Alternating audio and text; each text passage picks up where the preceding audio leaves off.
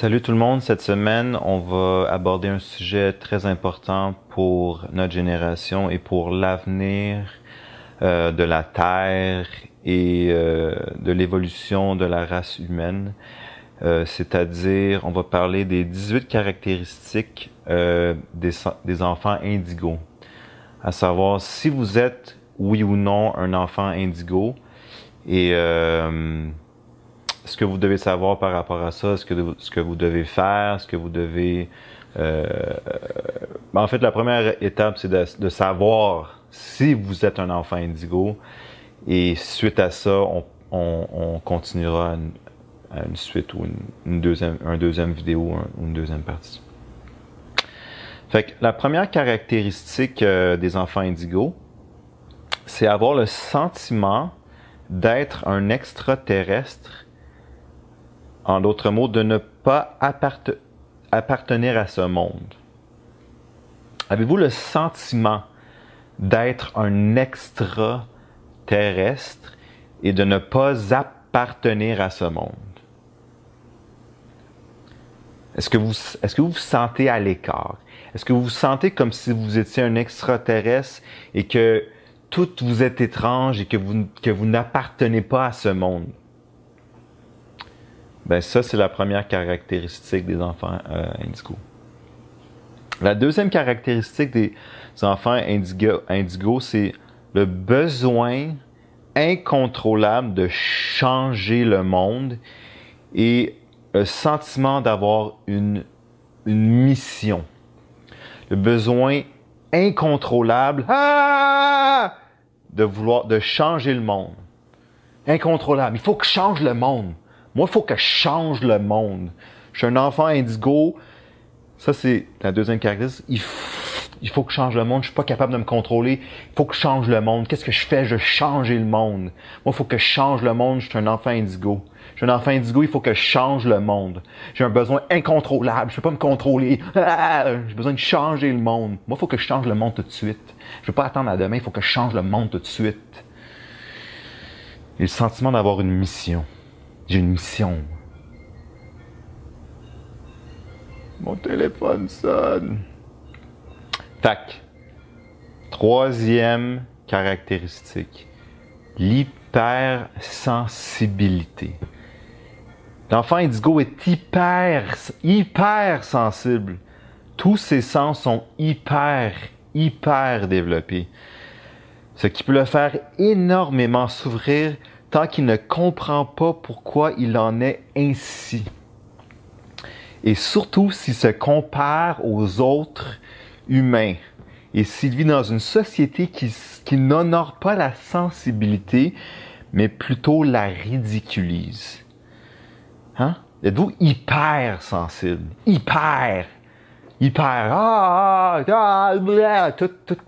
je suis hyper sensible. On vit dans une société hypersensibilité ridiculisée.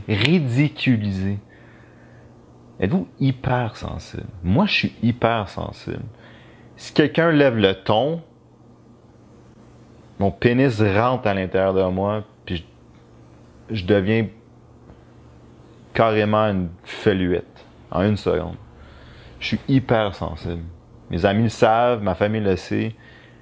Je suis tout le temps... Je suis pas capable d'avoir de confrontation. Je suis pas capable de confronter. Je suis pas capable de... Mes émotions, je suis hyper sensible. Je suis plus capable. Je gèle, je freeze. Puis je suis plus capable de rien faire. Ben, je vous donne un indice. Moi, je suis un enfant indigo. Je suis un enfant indigo. Quatrième caractéristique des enfants indigos, la capacité extrasensorielle très développée. Ça, c'est la clairvoyance, la clairsentience, la clairaudience, savoir interne inné. La clairvoyance, c'est d'avoir des visions. OK, je vois que je vais avoir un Nintendo pour Noël. La clairsentience, ça c'est quand tu entends des trucs. Ah! Yes, j'ai reçu le message. de mon guide. La clairaudience. Ça, c'est quand clairement, ton audience est claire avec toi. Les personnes à qui tu parles sont clairement devant toi. Et ils sont clairs avec toi. Et les savoirs internés, ça c'est de l'intuition. Tu rencontres quelqu'un, tu sais que cette personne-là, c'est un serpent. 5e caractéristique des enfants indigo, ressentir les vibrations des autres ainsi que des animaux, des plantes et de la nature. Fait que ça, c'est un feeling de quelqu'un. T'es comme, ah, lui, là, je l'aime pas. Je l'aime pas, lui. Lui, ouh, t'es un animal, il a l'air triste, tu le sais qu'il a l'air triste, tu sens sa tristesse, tu sens son... tu le sais. Ça, c'est un des caractéristiques, c'est le 5e caractéristique des enfants indigo. 6e caractéristique des enfants indigo, recherche et ressenti permanent de connexion avec quelque chose de plus grand que lui, le divin, l'univers. Donc, ça, c'est d'être en permanence connecté avec l'énergie, avec son soi supérieur, le higher self en anglais, Dieu en autre mot. Être connecté en permanence avec l'énergie cosmique, l'énergie du tout. On est un tout, l'atome c'est le plus petit, c'est le microcosme, les planètes, les galaxies, c'est le macrocosme. Et on est tous connectés, on fait toute partie de cette énergie incroyable qu'on appelle la vie. Ça, c'est le 6e. Le 7e, besoin d'être seul et d'être connecté à soi-même et à la source, ok, à la source. Ça c'est dans le fond, ça peut être perçu comme si tu es un peu introverti, tu as besoin d'un peu de temps pour toi-même, pour relaxer, recharger tes batteries et être connecté à soi-même et à la source, l'énergie cosmique dont on parlait, la source. Ok, tu as besoin de temps seul pour être connecté à toi-même et à la source. C'est une dualité. 8. Besoin de vivre sa vie intérieure. OK? Malgré l'éducation que l'enfant indigo aura eue, ou tout ce que les autres feront autour de lui, il ressentira toujours le besoin de vivre sa vérité intérieure. Okay? L'enfant indigo est un être authentique. Okay? Il ne supporte pas les faux semblants. Il voit complètement au travers des phénomènes de société et des modes qu'il sait parfaitement bien analyser. Il ne veut vivre selon les idéologies de personne à part les siennes. Okay? Ses propres valeurs et ses propres vérités. Même si pour cela, il faut aller à l'envers des autres. Okay? Ça veut dire être vrai avec soi-même, ok? Vivre sa vérité intérieure. Ça, c'est s'écouter, savoir, ok, j'ai pas envie de faire ça ce soir, je veux faire ça, j'ai pas envie de voir ces gens-là, je veux voir ces gens-là, ou je veux être seul et vraiment écouter sa vérité. Savoir, ok, je veux pas travailler pour cette méga corporation-là parce que ils prennent avantage de certaines d'autres gens dans d'autres pays où ils prennent avantage de l'écologie ou de la nature ou des trucs comme ça. 9, ok? Il ne supporte pas l'injustice, ok? La méchanceté, le mensonge et la corruption.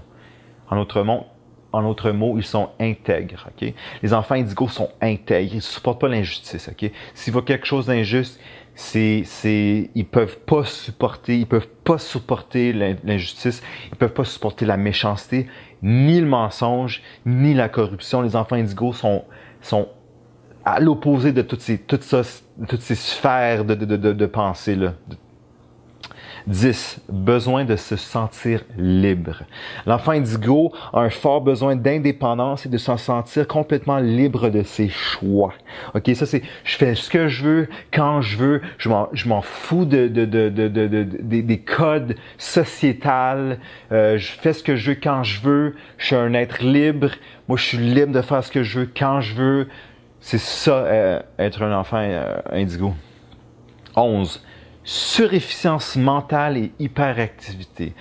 Tous les jeunes d'aujourd'hui qui sont considérés, qui souffrent de AD, souffrent de déficit d'attention, et on leur fout des médicaments dans le fond de la gorge, mais il y a des bonnes chances que ces enfants-là soient des enfants indigos. Ils sont hyperactifs, sont connectés à la source, sont incontrôlables. Ça, c'est une caractéristique d'être un enfant indigo. Et ils ont une surefficience mentale. Qu'est-ce que ça veut dire, surefficience? Surefficience, c'est comme tu es super efficient mentalement en tant qu'enfant indigo. Besoin 12 et caractéristiques 12 des enfants indigo, besoin d'aimer et d'être aimé. Contrairement à toutes les autres générations avant les enfants indigo, les enfants indigo ont besoin d'aimer, ok? Ça, tu le sens tout de suite quand tu vois un enfant qui est un enfant indigo, et ils ont besoin d'être aimés. Ils ont besoin de donner de l'amour et ils ont besoin de recevoir de l'amour. Ça, c'est une des grandes ça, c'est un grand point des enfants indigos, c'est qu'ils ont besoin de donner de l'amour et de recevoir de l'amour. Le point 13, besoin d'harmoniser et de créer la beauté en lui et autour de lui. Les enfants indigos, beaucoup des enfants indigos sont des artistes, beaucoup ont un sens de l'esthétisme très développé et ils se panurent de beaux vêtements, ils aiment meubler, puis chez eux, c'est très, très beau. Il y a beaucoup... c'est juste esthétiquement beau. D'habitude, les enfants indigos, c'est de très, très, très belles personnes. Et ils se soucient d'harmoniser, de créer de la beauté autour de lui et en lui. Ça, c'est... À l'intérieur de lui, ça, c'est... Tu sais, tu cultives une beauté. La beauté, c'est la beauté intérieure finit tout le temps par rejaillir vers l'extérieur. 14. Sentiment d'être anormal et rejet de lui-même. Rejet de lui-même. Ça, c'est un point très important. C'est le sentiment que tu as quelque chose, il y a comme quelque chose qui cloche. Il y a comme quelque chose qui cloche chez toi. Il y a quelque chose qui cloche chez toi et en même temps, tu es un rejet de toi-même. OK? À l'école, est-ce que vous vous souvenez, peut-être que c'était vous, des rejets, hein? Hey, toi, t'es différent. On t'accepte pas parmi la communauté. T'es différent. T'es un rejet. On te met de côté. On te met de côté. OK? Mais les enfants indigos ont ça par rapport à eux-mêmes. Ils se sentent anormaux puis ils sont comme moi, je te rejette. T'es bizarre. T'es anormal. Je te rejette toi-même parce que je suis trop différent de ce que je vois à l'extérieur de soi, de l'extérieur de ce qui se passe dans les normes de la société. OK? Fait que c'est comme, on est différent, mais vu qu'on est différent dans le contexte de la société, on se rejette soi-même et on essaie de se reconformer, mais quand tu es un enfant indigo, tu ne devrais jamais te conformer. Tu devrais vraiment vivre selon ta propre vérité intérieure. 15. La persévérance. L'enfant indigo est doté d'une force de persévérance et de détermination interne hors du commun. On l'associe souvent à de la prétention ou à un ego surdimensionné. Okay? C'est l'affaire, c'est qu'il y a beaucoup de gens de notre génération qui sont les enfants indigos. Ils paraissent comme des narcissiques. Okay? Ils paraissent comme s'il y avait qui était trop narcissique et qui pense juste à eux. Toute l'affaire des selfies, moi, mes trucs, ma famille, mon argent, mes amis, mes affaires, moi. Ça, c'est enfant indigo. Ils paraissent comme ça, mais c'est juste qu'ils sont dans le fond persévérants puis ils ont de la détermination. Fait que persévérance, le point 15, c'est un des gros. 16. Alimentation spéciale. Okay? Les enfants indigos éprouvent souvent une répulsion face au fait de manger des animaux qu'ils considèrent comme leurs semblables et pour lesquels ils éprouvent un amour et un lien inné très, très, très fort. Okay? La société et leur entourage tentent toujours, encore une fois, de les faire sentir anormaux, de penser, d'agir de la sorte. Ok, c'est dans le fond, si tu es un enfant indigo, tu es plus porté à être un végétarien ou à être un végétalien ou un vegan ou fait que, dans le fond, si c'est parce que les enfants indigos, on sait qu'on est tous connectés avec toutes les plantes, les animaux, les roches, on est tous interconnectés, c'est toute l'énergie.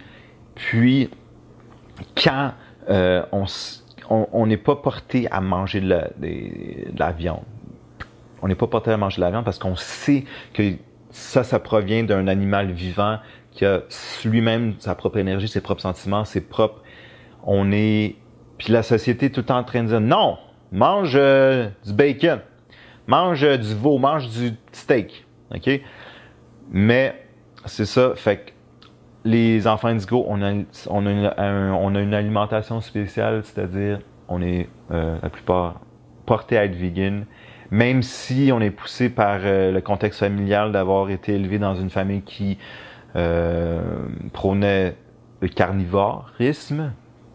Mais si vous êtes un enfant indigo, poursuivez votre vérité intérieure et mangez que des plantes.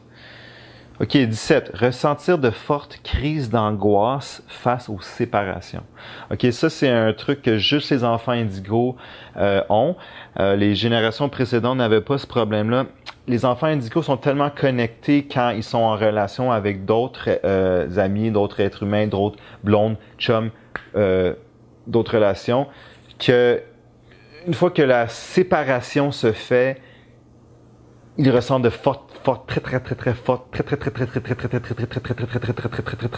crises d'angoisse. Pour eux, pour nous, je m'inclus là-dedans, les enfants indigos, une fois qu'on est connecté à quelqu'un, il y a une fusion qui se fait, mais une fois que la séparation se fait, on a des grandes crises d'angoisse. Ce qui nous mène à notre point final, le 18e caractéristique si vous êtes un enfant indigo, c'est vision utopique. Vous avez des visions utopiques grandioses et mégalomanes. Okay? L'enfant indigo, étant missionnaire et profondément visionnaire, sera souvent taxé d'utopisme, voire de mégalomane, car ses visions dépassent souvent ce que l'humain moyen pense réalisable. Ça, c'est un point très important. Les enfants indigos ont une vision utopique et ça va tellement c'est tellement à l'opposé de ce qui est de la société présente que les gens pensent qu'ils sont mégalomanes. Hey, ton idée d'une ville avec juste des autos électriques, on le voit, on le comprend, mais tu vas trop loin. On n'est pas encore là. Les gens ne comprennent pas la vision des enfants indigos. On pense qu'ils sont mégalomanes. On pense que c'est trop utopique, mais dans le fait même, c'est que tout ça, c'est réalisable si on a un plan et les enfants indigos vont être là pour tout changer. Contrairement aux hippies des années 60-70 qui sont tous finalement retombés dans le capitalisme, les enfants indigos, ça va être, pour moi, j'aime dire, les vrais hippies. C'est ceux qui vont perdurer, avoir assez de persévérance pour continuer et faire que leurs rêves deviennent une réalité. Fait que si vous êtes un enfant indigo, assumez-le à 100%. Trouvez d'autres enfants indigos pour qu'on puisse construire une planète digne des enfants indigos. Merci. Ça, c'était les 18 caractéristiques des enfants indigos.